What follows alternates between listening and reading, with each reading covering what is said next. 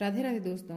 आज के इस वीडियो में हम सुनेंगे श्रीमद् भागवत गीता के दूसरे अध्याय से मिले सीख के बारे में। दोस्तों, प्रभु से जब भी आप कुछ मांगने जाते हैं तो आपको वो नहीं मिलता जो आपको चाहिए होता है। प्रभु आपको वो देते हैं जो आपके लिए सही होता है। इसीलिए तो कहते हैं कि जो होता है वो अच्छे के लिए होता है। पहले अध्याय में हमने देखा कि कैसे अर्जुन कुरुक्षेत्र के युद्ध स्थल में दोनों सेनाओं का निरीक्षण करते हैं और वहां हर तरफ युद्ध के लिए आए हुए अपने परिजनों को देखकर निराश और हताश हो जाते हैं। अपना धनुष छोड़ करके रथ में पीछे जाकर बैठ जाते हैं और अपने प्रियजनों के मुंह में पड़कर भावुक होकर भगवान श्री कृष्ण से युद्ध न करने की बात कहते हैं। दोस्तों, भागवत गीता के दूसरे अध्याय में हमें भावनात्मक स्थिरता, आत्मा, मृत्यु, पुनर्जन्म और हमारे निर्णय लेने की क्षमता के बारे में सीखने को मिलता है। साथ ही साथ गुस्से का सबसे बड़ा कारण क्या है और उसका निवारण क्या है, कैसे आप हर परिस्थिति में खुश रह सकते हैं, यह भी आपको सीखने को मिलेगा। श्रीमद् भागवत गीता अध्याय 2 सांख्य योग। इस अध्याय की शुरुआत होती है जब धनुर्धर अर्जुन शोक कर रहे होते हैं।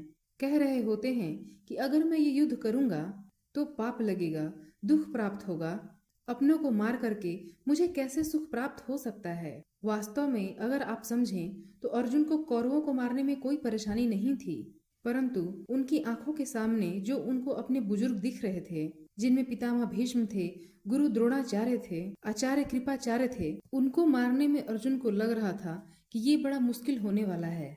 अपने ही परिवार के बुजुर्गों को कैसे मारा जा सकता है, कैसे इस युद्ध में आगे जाया जा सकता है। ऐसी बहुत सारी आशंकाएं थीं जिसका सहारा अर्जुन ने लेना शुरू किया। तो क्या अर्जुन घबरा चुके थे? बिल्कुल बिल्कुल घबरा चुके थे और अब अर्जुन को जरूरत थी प्रेरणा की। हालांकि उन्होंने बहुत सारे सिद्धांत बताए, बहुत सारी आशंकाएं जो थी वो सामने लेकर आए, लेकिन अभी तक भगवान श्री कृष्ण ने उनसे कुछ भी नहीं कहा, एक शब्द भी नहीं कहा। वे दूसरे अध्याय में अर्जुन की सारी आशंकाओं को मिटाने की कोशिश करते हैं। अर्जुन को यह बताने का प्रयास करते हैं वो क्या है जो आज हमारे सामने है लेकिन कल नहीं रहने वाला, और जो हमेशा के लिए शाश्वत रहने वाला है वो भगवान श्री कृष्ण इसी अध्याय में बताते हैं। जब अर्जुन को यह समझ में आता है कि मैं बहुत सारी आशंकाओं और दुविधाओं में घिर चुका हूँ, मेरे सामने जीवन की बहुत बड़ी चुनौती आ गई है, तो अर्जुन जो है वो भगवान श्री कृष्ण से कहते हैं, हे कृष्ण, अब मैं आपका शिष्य हूँ, आपका शरणागत हूँ, कृपया आप मुझे उपदेश दें, मुझे सही और गलत के बारे में बताएं, मेरा मार्गदर्शन करें। अर्जुन श्री कृष्ण के सामने स्वीकार करते हैं कि उनका आचरण कायरों जैसा हो चुका है और इसीलिए वह श्री कृष्ण को अपना गुरु बनने और उसे धर्म के पथ पर चलने का उपदेश देने के लिए निवेदन करते हैं। दोस्तों, जीवन में जब हम बहुत सारी चुनौतियों से घिर जाते हैं तब हमें समझ में आता है कि जीवन का वास्तविक अर्थ समझने के लिए मुझे किसी योग्य गुरु की आवश्यकता है जो हमें सही मार्ग दिखाकर हमारा मार्गदर्शन कर सके। और अर्जुन के सामने तो साक्षात भगवान श्री कृष्ण खड़े थे। अर्जुन अब तक जिस कृष्ण को अपना सखा मान रहे थे और युद्ध न लड़ने के लिए उनके सामने तरह तरह के तर्क और आशंकाएं प्रस्तुत कर रहे थे, वो अब श्री कृष्ण को अपना गुरु स्वीकार करके स्वयं को उनका शिष्य मान लेते हैं और स्वयं को पूरी तरह से श्री कृष्ण को समर्पित करके उनसे आग्रह करते हैं कि हे कृष्ण, मैं सही और गलत को नहीं समझ पा रहा हूँ, इसलिए मैं आपकी शरणागत हूँ, मेरा मार्गदर्शन करो कृष्ण। अर्जुन की दुविधा और संशय को देखकर मुस्कुराकर अर्जुन को देखने लगे। भला कोई मनुष्य उनसे हृदय से कुछ मांगे और वो ना दे, ऐसा भी कभी हो सकता है क्या? और यहीं से शुरू होता है भागवत गीता का वो दिव्य ज्ञान जो आपको भी अर्जुन की तरह ध्यान से सुनना और समझना चाहिए। श्री कृष्ण कहते हैं कि हे अर्जुन, ये तुम्हें क्या हो गया है? तुम बड़े बड़े ज्ञानियों सी बातें करते हो, लेकिन जो सच में ज्ञानी होता है वो जो लोग मर चुके हैं या जो लोग मरने वाले हैं उनकी चिंता कभी नहीं करता है, उनका दुख नहीं करता है।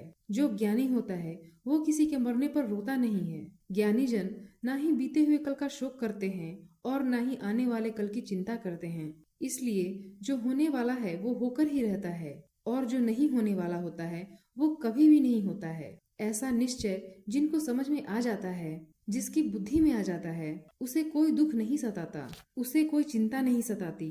तुम जैसे योद्धा को किसी दूसरे की मृत्यु को लेकर डरना नहीं चाहिए। और वैसे भी तुम्हें क्या लग रहा है ये लोग तुम्हारे मारने से मर जाएंगे और तुम ही इनको मारोगे? इन सब लोगों का और तुम्हारा पिछला भी जन्म था और अगला जन्म भी होगा। इसलिए जैसा तुम सोचकर दुखी हो रहे हो वह ज्ञान तुम्हारा अधूरा है। और रही बात इनकी मृत्यु का तुम्हें पाप लगने की, तो यह समझ लो कि इनको मारने वाले तुम नहीं बल्कि मैं स्वयं हूँ। तुम्हारे हाथ में कुछ है ही नहीं। तुम चाह कर भी कुछ नियंत्रित नहीं कर सकते। जीवन और मरण यह तो प्रकृति की नियति है। तुम तो उनकी मृत्यु का केवल एक कारण मात्र हो, एक निमित्त मात्र हो। और ये लोग मरने के बाद मेरे ही पास आएंगे, क्योंकि ये लोग ये शरीर नहीं है बल्कि आत्मा है। और आत्मा को किसी भी तरह से नष्ट नहीं किया जा सकता। आत्मा तो अगले जन्म के लिए इस शरीर को उसी तरह से छोड़ देती है जिस प्रकार से तुम अपने पुराने वस्त्र बदलकर नए वस्त्र धारण कर लेते हो। आत्मा ना तो कहीं मरती है और ना ही कभी इसे मारा जा सकता है। इस आत्मा को ना ही किसी शस्त्र द्वारा खंड खंड किया जा सकता है और ना ही अग्नि द्वारा जलाया जा सकता है, ना जल द्वारा भिगोया जा सकता है और ना ही वायु द्वारा सुखाया जा सकता है। आत्मा तो बार बार नया जन्म लेकर हर बार नया शरीर धारण करती रहती है। यही प्रकृति का चक्र है। हे अर्जुन, जन्म देने वाला और मारने वाला मैं ही हूँ। अब तुम ये बताओ कि क्या तुम किसी मरे हुए प्राणी को जीवित कर सकते हो? अगर तुम मरे हुए को जीवन नहीं दे सकते तो जीवित को भी मार नहीं सकते, क्योंकि जीवन देने वाला भी मैं ही हूँ और मारने वाला भी मैं ही हूँ। और इन सभी की मृत्यु मैंने तुम्हारे हाथों ही लिखी है। जब प्रकृति ऐसे ही चलती है तो भला तुम इसके जिम्मेदार कैसे हुए? हे अर्जुन, जिन क्षत्रियों को जीवन में युद्ध करने का अवसर प्राप्त होता है वह न केवल भाग्यशाली हैं, बल्कि उसका तो धर्म और कर्म ही युद्ध करना है। और अगर तुमने ये युद्ध नहीं किया तो इसका मतलब यह होगा कि तुमने अपना धर्म और कर्म अच्छी तरह से नहीं निभाया और इसलिए तुम्हारे नाम के साथ कलंक जुड़ जाएगा। और तुम्हारे जैसे योद्धा के लिए तो कलंक मृत्यु से भी बड़ा है। जो अधर्म करता है उसके साथ युद्ध करना एक क्षत्रिय का कर्तव्य है और अपने कर्तव्य का पालन करना तुम्हें मोक्ष और मुक्ति देगा। यहाँ बात है धर्म और अधर्म की, बात सही और गलत की है। तुम अपने मन से इस मोह को त्याग दो, नहीं तो सारा जग तुम्हारी निंदा ही करेगा। आज अगर तुम युद्ध नहीं करोगे तो सारा जग तुम्हें डरपोक और नपुंसक कहेगा। जो लोग तुम्हें बहुत सम्मान दिया करते थे वही लोग तुम्हारी बहुत बुराइयां करेंगे, तुम्हारा उपहास करेंगे, तुम्हारी वीरता पर सवाल उठाएंगे। इसलिए हे अर्जुन, तुम सुख दुख, लाभ हानि, हार जीत और लाभ हानि को छोड़कर अपने विचारों को स्थिर करो और युद्ध के लिए धनुष उठाओ, जिससे या तो तुम इस युद्ध में मारा जाकर मेरी ही शरण में आ जाओगे या फिर विजेता बनकर धरती पर ही सुख भोगोगे। हे अर्जुन, तुमने आज तक जितना भी कुछ सीखा है वो मेरे इस दिव्य ज्ञान के आगे बहुत छोटा है। आगे श्री कृष्ण बोलते हैं, तुम्हें अपने निश्चित कर्मों का पालन करने का अधिकार है, लेकिन तुम अपने कर्मों के फल प्राप्त करने के अधिकारी नहीं हो। तुम स्वयं को अपने कर्मों के फलों का कारण मत मानो और ना ही आकर्मा रहने में आसक्ति रखो। तुम कर्म करने से पहले ही उसके परिणाम के बारे में सोच रहे हो, जबकि तुम्हें यह जान लेना चाहिए कि फल देने वाला मैं हूँ और कर्म करने वाले हो तुम।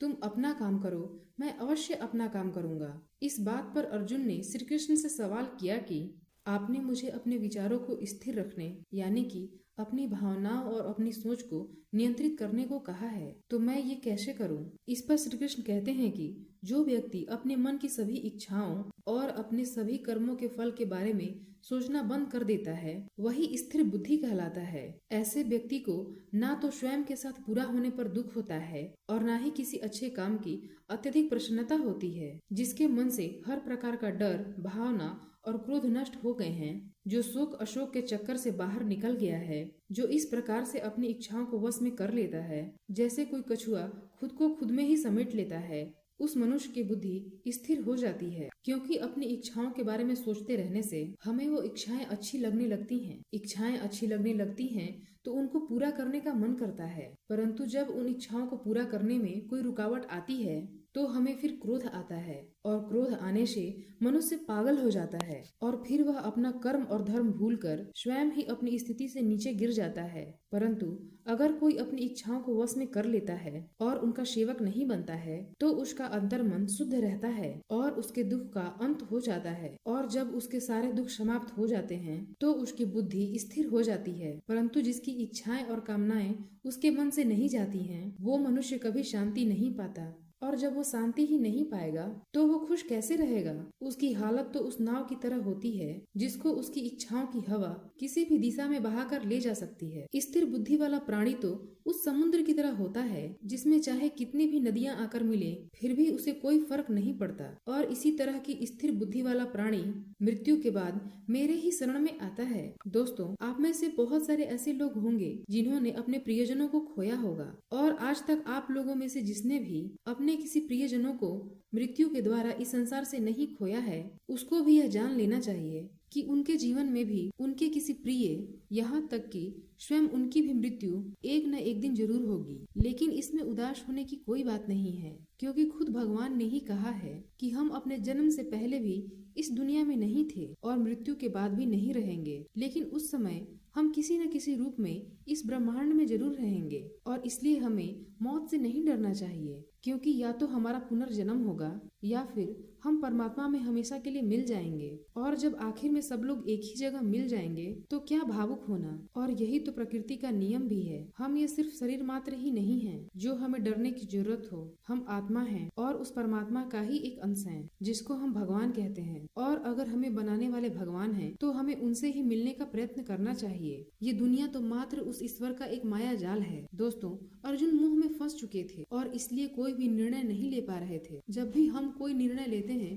तो एक तरफ हमारा मोह होता है, लगाव होता है, और दूसरी तरफ वो होता है जो हमें करना चाहिए। और इसी मोह के चक्कर में हम वो नहीं कर पाते जो हमारा वास्तविक कर्तव्य होता है और जो हमें जीवन के रास्ते में सफलता की ओर ले जाता है। उदाहरण के लिए, अगर आपको घर से दूर पढ़ाई करने के लिए जाना है या अपने सपनों को पूरा करने के लिए घर से दूर जाना पड़ रहा है तो आपको अपने परिवार का मुंह छोड़ना पड़ेगा। इसी तरह से आपको हर निर्णय में ये देखना होगा कि आपके जीवन में मुंह कौन कौन से हैं और आपके कर्तव्य के लिए जरूरी क्या है। इसके बाद बात करते हैं कि हमारी समस्याओं का सबसे बड़ा कारण क्या है और उनका सबसे बड़ा समाधान क्या है। दोस्तों, हमारे दुख का सबसे बड़ा कारण है हमारा अपनी इच्छाओं के बारे में सोचते रहना। जब हम अपनी इच्छाओं के बारे में सोचते हैं तो समय बीतने के साथ साथ हम उनको पूरा करने का प्रयास भी करते हैं, और जब किसी कारणवश वह प्रयास असफल हो जाता है तो हमारे अंदर क्रोध पैदा होता है। और ये गुस्सा ऐसी चीज है जिसे आपने नहीं छोड़ा तो कभी आप जीते जी खुश नहीं रह पाओगे। आप हमेशा अपने आप को समस्याओं से घिरा हुआ ही पाओगे, क्योंकि ये दुनिया तो आपके विचारों का ही प्रतिबिंब है। अब आप ये भी बोलेंगे कि अगर जीवन में कोई इच्छा ही नहीं रहेगी तो नाम कैसे प्राप्त होगा, सफलता कैसे प्राप्त होगी। इसके बारे में भगवान श्री कृष्ण ने कहा है कि सबसे पहले आप अपने कर्म को पहचानिए, यानी कि आपके लिए ऐसा क्या करना जरूरी है जो आपको अपना लक्ष्य प्राप्त करवाएगा। और उसके बाद सफल होने की आशा या असफल होने का डर मन में पैदा किए बिना अपने काम को ऐसे करें जैसे वो काम आप नहीं स्वयं भगवान कर रहे हों। और इस तरह से आपकी हिम्मत कभी नहीं टूटेगी, क्योंकि आपको ऐसा लगेगा कि इस काम के लिए मेहनत मैं नहीं बल्कि भगवान स्वयं कर रहे हैं। साथियों, आशा है कि आपको श्रीमद् भागवत गीता के दूसरे अध्याय की यह सरल सीख जरूर पसंद आई होगी और आपको इससे बहुत कुछ सीखने को मिला होगा। इस वीडियो से आपने क्या सीखा, आप हमें कमेंट में जरूर बताएं। मिलते हैं अगले वीडियो में।